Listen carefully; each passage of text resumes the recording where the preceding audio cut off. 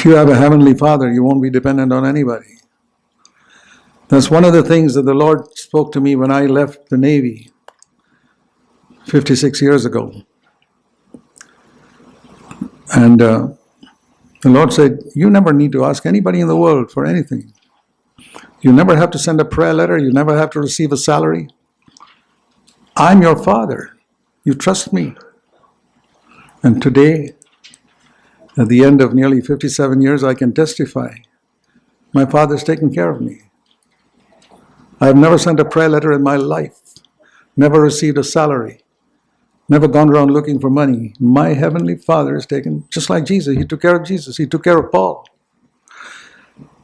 Well, most of you may not believe it because you say that's impossible. If you had a rich earthly father, would he take care of you? You really believe that God owns the cattle on 1,000 hills, that all the silver and the gold is his, that he can provide your need? He doesn't drop it from heaven, but he'll provide your need without your ever waiting, expecting somebody would give you something or meet your need. It's not just financial.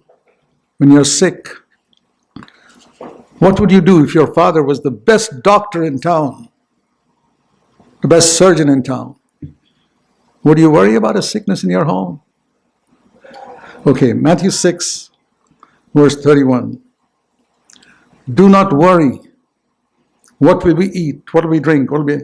Because the non-Christians eagerly seek all these things and they are worried. Are you in that category? The non-Christians are worried about all these things.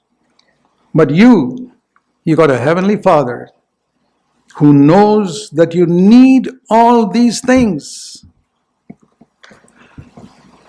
Have you got a need in your life? I don't know what it is. Physical, financial, sickness. I faced all of that in my life. Opposition from enemies. People who harassed me because I preached the gospel. All types of needs. People who threatened me to send me to jail and all types of things. I had a heavenly Father.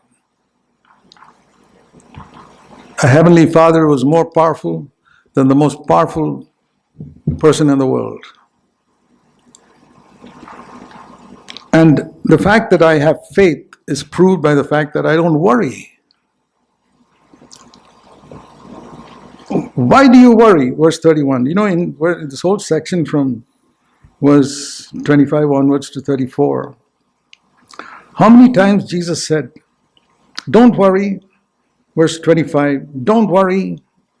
Again in verse 31, don't worry. Again in verse 34, don't worry. Why 3 times in just about a 1-minute message?